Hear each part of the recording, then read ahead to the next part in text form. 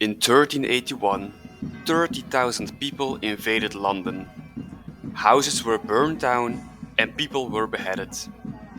How did 14th century London come to be almost completely burned to the ground? Why were the people so dissatisfied? And how did the King of England allow all this to happen? This is the Peasants Revolt of 1381. Ever wondered which choices and twists of fate shaped the world as we know it? Stories that began as whispers, only to rise into legends echoed across the globe? Step with us into the shadows of the past. We need history. France, the plague, and taxes. A huge uprising, such as the Peasants' Revolt in 1381, did not just happen out of the blue. In the 14th century, there were several causes that led to the Peasants' Revolt in both the long and short term. For example, in 1381, England had already been at war with France for decades. The Hundred Years' War had begun in 1337 and would not end until years after the Peasants' Revolt. Initially, England seemed to be winning. King Edward III was a competent general who conquered areas such as Calais, Gascony, and northern France. But the war cost England a huge amount of money. Edward III's immense army had to be supplied from the homeland, and the ever-expanding conquered territories had to be defended with more and more soldiers. The successes of the English army faded, and after 1361, the military campaign began to go downhill, especially after the deaths of Edward III and his son Edward of Woodstock in 1377 and 1376. Richard II, son of Edward of Woodstock, was given the keys to the kingdom at the age of 9. While English soldiers were fighting for their country in France, England was struck by the plague from 1348 onwards. The disease spread from English ports to the countryside, and so almost half of the English population was wiped out by an invisible enemy. England was littered with the carcasses of people, but also of oxen and sheep.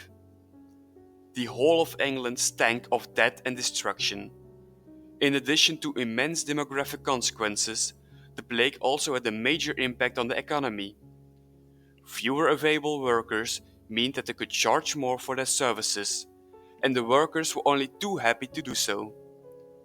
King Edward III criticized the workers because the lack of manpower meant that they could suddenly become excessively wealthy, and this was a threat to the nobility. They suddenly saw members of the common population living far above their class. To combat this threat, the English Parliament finally created a system of fixed prices and wages for every existing profession in 1351. It even became a crime for workers to refuse work, with prison sentences for offenders. In addition, large sections of the English population were unable to benefit from the new economic opportunities due to serfdom. Serfdom was a concept whereby peasants were allowed/required to work on the fields of lords in exchange for a portion of the harvest as tax and the performances of various services. These serfs were not allowed to leave the lord's estate without permission. If they did so, they were whipped, had their ears cut off, or were branded on the face. For this reason, serfs were unable to take advantage of the abundance of agricultural land available as a result of the plague. The serfs saw that the English elite were taking away their opportunity for a better future, and hostility began to grow among the lower classes. These events caused long-term dissatisfaction among the common people. But what was a final straw? In 1377, 1379 and 1381, successive rounds of taxation took place. Each was intended to finance the costly war in France. Annual national taxes did not yet exist in England in the Middle Ages. These taxes were levied irregularly to finance large projects. You can imagine that the population was not happy with 3 national taxes in such a short period of time, especially when the money was all going to the war in France. At the time, taxes consisted of a poll tax, a type of tax that consisted of a fixed amount per capita. In 1377, 4 pence was demanded from every person over the age of 13. This was roughly equivalent to 2 days' wages for a servant. In 1379, taxes were demanded again, but on the basis of different classes. For example, counts had to pay 4 pounds, while small farmers had to pay 4 pence again. However, the government noticed that they were receiving much less money than expected. They accused the tax inspectors of occasionally turning a blind eye to communities that were unable to pay. The tax of 1381 was preceded by heated discussions in Parliament. Every population group present was convinced that they already contributed heavily to the previous 2 taxes. So, they looked to the lower classes, who according to the elite were becoming increasingly wealthy in the aftermath of the plague and who had no representatives in Parliament. Ultimately, it was decided that the lower classes would have to contribute a total of £66,666. This was despite the fact that all taxpayers in 1379 had barely raised £22,000. This was a tripling of the tax, which was now levied on only one part of the population. This insane levy would have enormous consequences for peace in England. In addition, the English were furious about the way taxes were collected. During the first and second rounds of taxation in the previous decade, the tax collectors occasionally turned a blind eye. But in the tax round of 1381, everything was strictly controlled. The Royal Council sent investigative committees throughout the country to check the counts. So all English villages were once again harassed by tax inspectors. These royal inspectors gained a bad reputation for their harsh approach. Plus, there were stories circulating that these inspectors had groped women. All these circumstances caused enormous anger among the English toward the economic and political elite. And at such turning points in history, it often takes only one stubborn village to light a fire. In the beginning, May 30th, 1381 was the day the rebellion officially began. The day before, May 29, John Bampton, a justice of the peace and now an inspector, had arrived in the village of Brentwood to check on tax collection. The local population claimed to have paid all their taxes. According to Bampton, however, this was not true, and after much arguing, the villagers sent the irritated Bampton away. On the 30th, Bampton returned to Brentwood with several bodyguards to arrest the uncooperative villagers. These arrests did not go as smoothly as the tax inspector had hoped. His bodyguards were killed by the villagers, and Bampton barely escaped with his life. These bodyguards were the first, but certainly not the last, deaths to occur during the peasants' uprising. To 21st century ears, this start to the uprising may sound very mild, but the fact that a group of villagers began to defend themselves against the elite of the time on ideological grounds was something special in medieval England. The uprising spread like wildfire. Sympathizers rode from village to village on horseback to announce the revolution. The 2 major centers of this revolution were Essex and Kent. The uprising came as a big surprise to the English government. The army was mainly stationed in France and on the border with Scotland. There was no army on standby in the south of England. The rebels had a list of who they considered to be traitors to the country and began hunting them down. They arrested the traitors, set fire to their properties, and forced them to swear allegiance to the revolution, or, in extreme cases, executed them. The rebels' bloodlust varied from group to group. Throughout the early stages of the rebellion, several leaders emerged. If there was a main leader of the Peasants Revolt, it was Wat Tyler. Tyler was from Essex and had probably learned his leadership skills in a war on the European mainland. Tyler was described by his men as a brave and inspiring general. The wandering groups regularly raided prisons to free the prisoners. These prisons were full of people who had refused to pay the previously announced taxes. Naturally, many of these prisoners joined the rebellion. The second major leader of the Peasant Rebellion was thus released from prison. John Ball was imprisoned in Maidstone because, as a self-proclaimed priest, he had criticized the Catholic Church on several occasions. Ball found the greed of the Church repulsive. According to Ball, the Church should be concerned with education and charity, not with hoarding wealth. Ball also preached about the equality of all people. In his view, the nobility did not fit into God's plan. He often gave simple speeches with catchy quotes such as, "When Adam daft and Eve span, who was then the gentleman?" Or, "My good friends, things cannot go on well in England, nor ever will until everything shall be in common, when there shall be neither vassal nor lord, and all distinctions levelled, when the lords shall be no more masters than ourselves. How ill they have used us." Tyler and Ball together formed the military and ideological core of the rebellion. The rebels did not target the king. He was innocent in the whole affair. In fact, the population began to adore the king even more during the peasant uprising than before. The rebels demanded loyalty to the king every time they invaded new villages. According to them, the king simply surrounded himself with the wrong people. It is remarkable that the rebels supported the inexperienced king so overwhelmingly. Richard II was only 14 years old in 1381. His father, Edward of Woodstock, had died of dysentery at the age of 45. Therefore, the young king was surrounded by a few elders who advised him. It was this group of people that the rebels were angry with.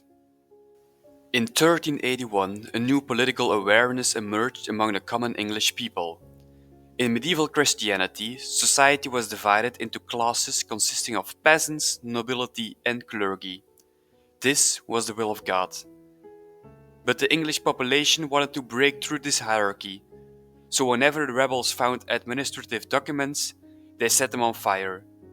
In this way, they showed that they disagreed with the political and economic situation in England. By destroying the documents, they wanted to bring down the system at the time. For such a spontaneous outbreak, the rebels were still reasonably restrained. They focused on possessions and documents. Only the worst enemies were killed. The rest were released with a warning or used as hostages. The population therefore focused mainly on those close to the king. On the 11th of June, Wat Tyler told several royal messengers that the rebels wanted to free the king from traitors. The rebels' list included several prominent names, such as John of Gaunt. He was Richard's uncle and was very unpopular with all the sections of the population. John of Gaunt was actually seen as a tyrant. In addition, he was designated as the scapegoat for the expensive and unsuccessful campaigns in France. He was also not appreciated for interfering so much in London politics. In 1377, he was chased by an angry mob after insulting the Bishop of London. He narrowly escaped the crowd, but was regarded as a traitor from then on. Finally, John of Gaunt was the most important landowner in England, and this was directly opposed to the ideas of the rebellious serfs. Fortunately for John of Gaunt, he was in the north in the summer of 1381, negotiating peace with the Scots. This may have saved his life. The second important person on the death list was Robert Hales. Hales had been appointed as the new treasurer on February 1st, 1381. He was also the leader of a wealthy monastic order. The rebels hated him because of his wealth and his role in tax inspections. His estates and house in Cressing were looted and set on fire in early June. The last major figure on the list was Simon Sudbury, the Archbishop of Canterbury. He was seen as the head of the corrupt clergy. Together with John of Gaunt and Robert Hales, he was held responsible for squandering all the tax money collected in the war with France. In addition, there was a long list of lesser-known names who were also in danger. This actually included all representatives of the government, and the judiciary from the villages where the uprising had broken out. London, Part 1. Like a bolt from the blue, the rebels were told that the king wanted to speak to them personally in Blackheath, near London. It seemed like a fairy tale. Ordinary citizens were suddenly invited by the King of England. Trusting the king's word and filled with love for him, tens of thousands of people traveled to London to present their demands. On June 12th, almost 2 weeks after the uprising began, the masses arrived on the outskirts of London. At that point, only the River Thames stood between London and the rebels. The atmosphere at the rebel camp was festive. The idea that the king, whom they adored, wanted to talk to them felt like a gift from God. And in the evening, word came from the king that he would speak to his subjects in the early morning. Perhaps Richard II was afraid to speak to such a large and tense crowd so late at night.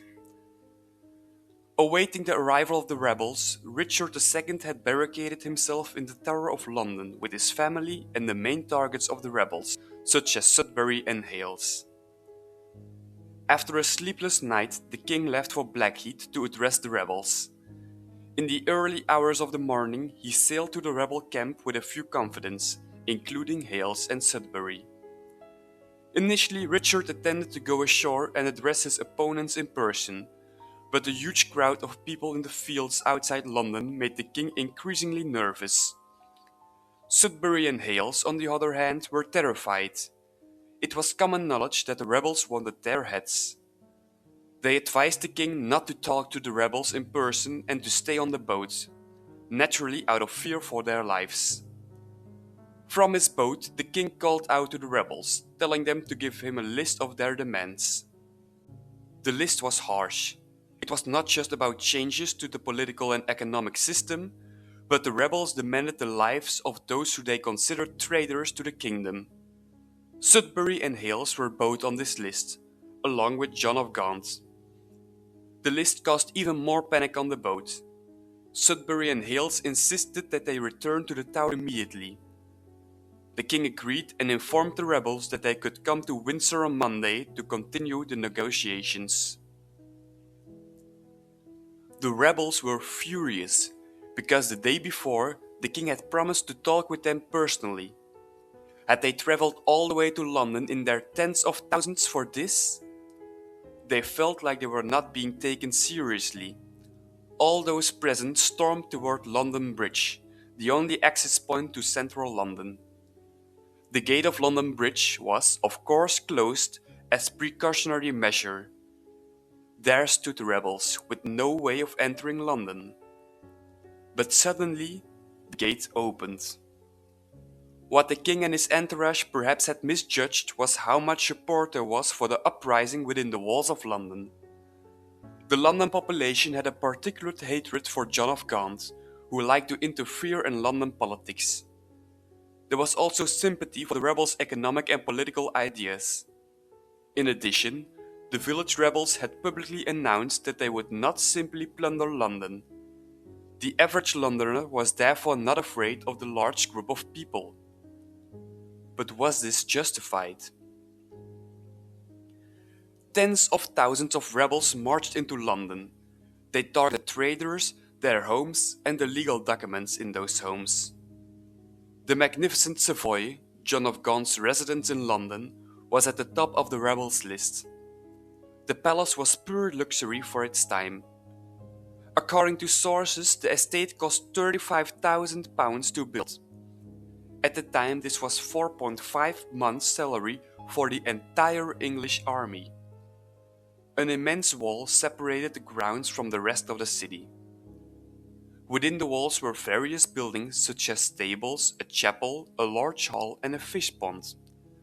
Literally everything the rebels could find in the buildings was thrown into a large pyre, including the luxurious and decorated headboard of John's bed, which was worth about £650. The fire then spread to the stables and rooms of the country house. Anything of value that the rebels could not burn, such as gold, silver, jewels, or ornaments, was smashed, ground to the dust, thrown into the Thames or flung into the cesspit. A few individuals tried to keep the wealth for themselves, but when one of them was caught, he was thrown into the fire by the other rebels. This proved once again that the rebels were indeed committed to their ideals. Looting, except for the bare necessities such as food and weapons, was not tolerated. Several rebels were killed during the destruction of the palace. Some barrels that the rebels thought were full of gold and silver actually contained gunpowder. When these were thrown onto the fire, part of the mansion collapsed. About 30 people were crushed and or burned alive by the debris. In addition, prisons in and around London were also targeted. As mentioned earlier, releasing the prisoners was a symbolic act against those in power. The prisoners joined the rebels and began marching through London. The uprising outside the capital also continued to grow thanks to a group of messengers who traveled from village to village telling stories about the great victories of the rebel army in London. Each victory was greeted with cheers by the fellow rebels. Even when tens of thousands of villagers had taken control of London, Tyler's troops remained organized. People who had nothing to do with the English government or nobility remained unharmed. For the most part at least, because in every uprising there will always be groups that break away and join in just to cause as much trouble as possible. This was no different during the Peasants Revolt. Splinter groups of rebels began hunting down small groups of foreigners, such as Flemings and Lombards who traded in London. The rebels were jealous because the Flemings and Lombards, foreigners, were very successful traders and were under the protection of the king. So in addition to economic reasons, these murders also had a racial motive. In addition, many personal feuds were fought out during the chaos. Local Londoners used groups of rebels as their personal army. The Londoners accused their competitors of treason against the people, even though the targets had sometimes done nothing wrong. All this happened in the space of a single day.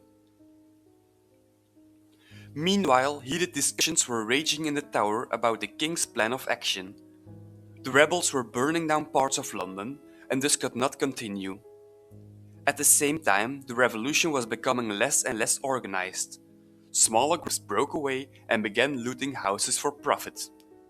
Some of Richard's entourage, including Mayor Walworth, wanted to go to war against what they considered to be extremists. Others were afraid that Richard would lose the battle and London would be burned to the ground as a result. The king's entourage feared that London currently had too few men to keep the tens of thousands of rebels in check. They also feared that if London were attacked, the Londoners would side with the rebels en masse. Then the king would have to keep not 30,000 rebels in check, but more than 100,000. The second group argued that they should enter into dialogue with the rebels, not to actually make any commitments, but to calm things down. The young king ultimately chose the second option. He reasoned that all the misery could perhaps have been avoided if he had entered into dialogue with the rebels that morning. So this time, he would actually address the rebels in person. London, Part 2. Word spread that the king would make a second attempt to negotiate with the rebels. That as early as 7 o'clock in the morning. Some of the rebels went to the meeting place, the field where the previous failed negotiations had taken place. Others, including Tyler and Ball, remained behind at the Tower of London. The rebels had been told that Robert Hales and Simon Sudbury, two of their greatest enemies, were hidden there. A final group remained in London to cause chaos, consisting largely of the breakaway troublemakers. When the rebels and the king came face to face, they announced their demands. Their list included 1. The end of serfdom, 2. That people should henceforth be allowed to choose for themselves at which markets they would sell their goods, and 3. That none of the rebels should be punished. These were actually very reasonable demands for a group of rebels who had already killed so many people and burned down even more homes. They did not demand executions or immense changes to the English political system. Richard II agreed to the terms. He even appointed monks to convert the demands into royal charters, which set out the rights of the people. The rebels could take these charters back to their home villages. However, it had never been his intention to implement the rebels' proposal. The king simply hoped to get the rebels out of London. The monks and charters were all part of the charade. But then the king did something incredibly foolish, something that revealed his inexperience. Perhaps Richard II was shocked by the rebels' reasonable demands and, in his euphoria, wanted to satisfy them even more. After accepting the rebels' demands, he foolishly added that the rebels were free to arrest traitors and bring them before him so that he, the king, could judge them. The rebels were overjoyed. In their opinion, the king had given them permission to execute their worst opponents. The crowd immediately returned to London to destroy their greatest enemies. The tower, where a large crowd had already gathered, was stormed. Approximately 180 soldiers were standing guard at the castle, but they stood no chance against the thousands of rebels who surrounded it. The soldiers therefore allowed the rebels to do as they pleased. Hales and other criminals were quickly apprehended by the crowd. Meanwhile, Sudbury was leading a service in the Tower Chapel. Sudbury heard the noise of the rebels searching the buildings for traitors. Sudbury accepted his fate. According to legend, Sudbury began to sing the litany, a list of supplications, when he heard his enemies approaching. His last words are said to have been, Omnes sancti orata pro nobis. All saints, pray for us.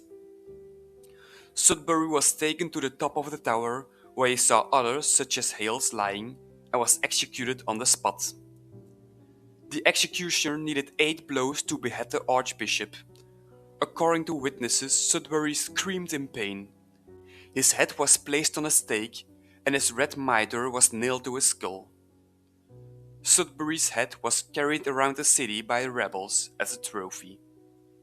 In the days leading up to Friday, the 14th of June, the rebels had already executed many people, according to their enemies.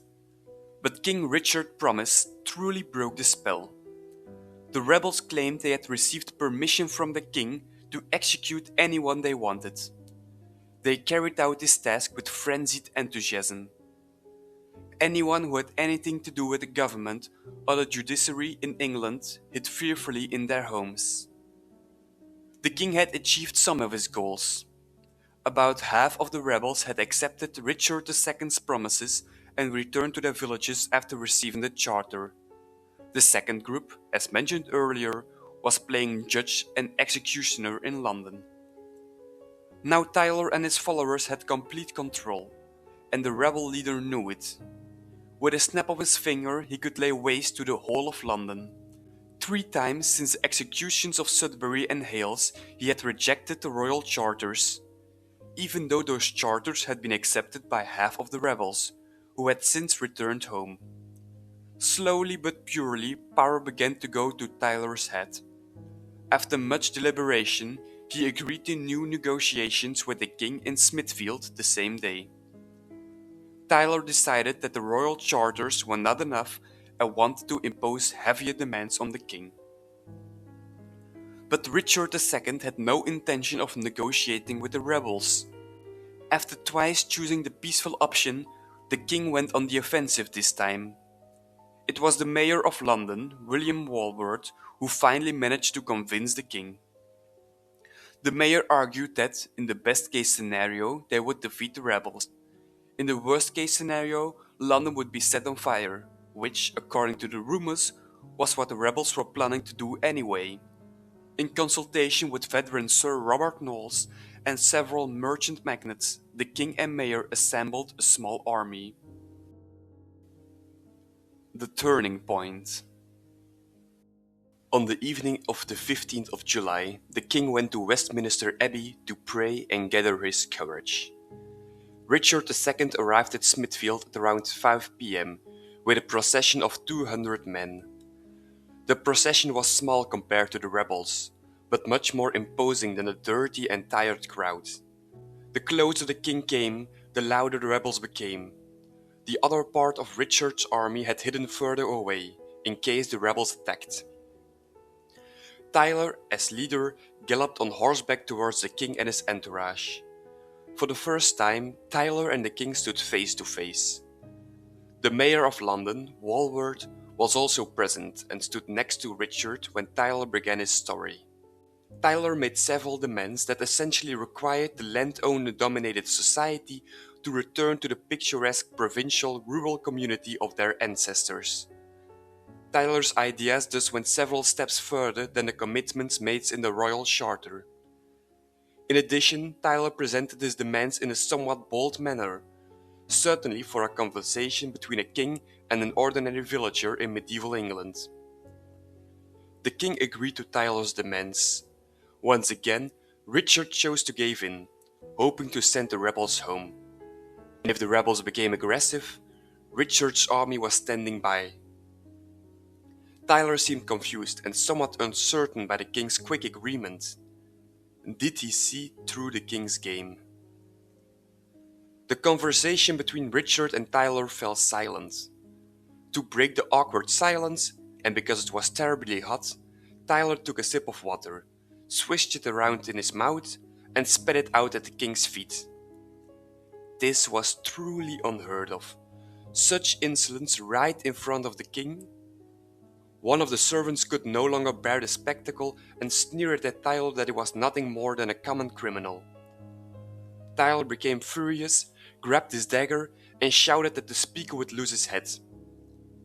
Mayor Walworth immediately seized his chance. He was tired of waiting and had wanted to take action since the beginning of the uprising. He galloped forward and shouted at Tyler that he was under arrest for his brutal behavior in the presence of the king. Tyler, of course, did not give up without a fight and tried to stab the mayor with his dagger. The knife bounced off Walworth's metal armor, who in turn immediately grabbed his dagger and stabbed Tyler in the neck. The king's bodyguards reacted quickly, and one of them stabbed the rebel leader with his sword. All this happened in a matter of seconds. Tyler was still alive and tried to return to his men, but before he could reach the crowd, he fell from his horse due to the heavy blood loss. The rebels watched the spectacle uncertainly. The leader they had followed so loyally in recent days and weeks had fallen. What now? For the first time in his life, the king made a brave decision. To prevent chaos, he quickly rode to the crowd of rebels and ordered them to follow their king to Clerkenwell Fields, a few hundred meters away. Richard took advantage of the fact that the rebels had always remained very loyal to him. In the eyes of the rebels, Richard now truly stood as their leader. And as often in history, the crowd fell apart once their leader had disappeared. So the rebels followed their king out of London. If the rebels and the king withdrew from London, where was Tyler? In the chaos, a few followers had taken him to a nearby hospital. Tyler was still alive, but there was not much life left in him. Mayor Walworth found him there and dragged him to the center of Smithfield. In the field he was hoisted upright and beheaded. Perhaps it was a fitting punishment, because just like Hales and Sudbury, Tyler's head was placed on a stake and carried around. When the rebels saw the head of their leader, their courage completely sank. Richard ordered the rebels for the umpteenth time to go home, and finally they listened. Should Richard have listened to Walworth's advice earlier? Would Sudbury and Hale still be alive? Would London have been invaded? Or would the rebels have burned London to the ground? We will never know. What we do know is that the king was very grateful to Walworth. On the same day, he knighted him. Retribution. The uprising in London was over, but protest continued throughout the rest of England.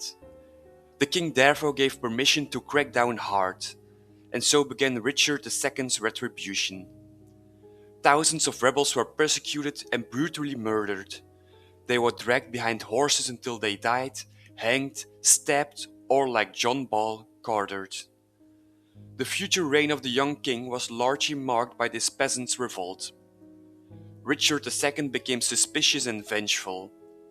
His family had been threatened, friends of his such as Sudbury had been slaughtered, and London had almost been burned to the ground. This would never happen to the king again. Walworth also showed no mercy to the rebels. For example, the mayor had people from the Flemish community execute rebels themselves.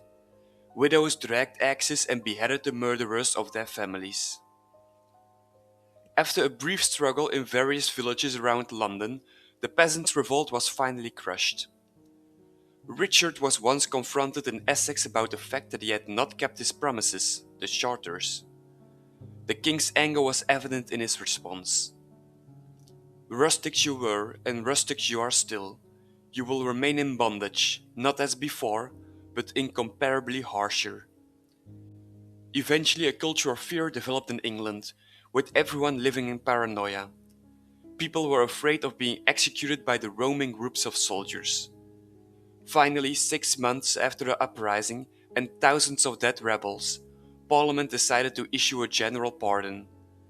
However, this pardon did not apply to a select list of rebels and the men of the towns of Cuntbury, Bury St Edmunds, Beverley, Scarborough, Bridgewater and Cambridge, the places where the uprising had been most violent. During the peasants' uprising, the greatest fear of the English elite had come true. The ordinary English population had become aware of their place in society and had fought back. The elite wanted to prevent such scenes from happening again in the future, so the victors rewrote history, as so often happens. The rebels who fought for a fairer society were portrayed as looters, rioters, murderers and heretics. This was despite the fact that, especially in the early stages of the uprising, it was very well organized. The rebels, led by Tyler and Ball, only stole weapons and food to supply themselves. People who stole other, more valuable items were rightly reprimanded by the rest of the group. It was mainly the small groups that caused the greatest chaos. The elite also made a second adjustment to the story. As mentioned earlier, the rebels were not only poor farmers, but came from all walks of life. Nevertheless, the elite made it appear that it was only poor farmers who rebelled, hence the name Peasant Revolt. The elite wanted to give the serfs as bad an image as possible, so that they could keep them under their thumb. Conclusion. I can't remember ever seeing the Peasant Revolt covered in history lessons, yet it's such an interesting story. It also gives a good insight into how history is written and preserved. This video is largely based on Dan Jones' book about the Peasant Revolt, so if you want to know more about this revolt, I definitely recommend reading his book in its entirety. If you found this interesting, be sure to follow me, like this video and comment on which topics I should definitely cover in the future. See you next time.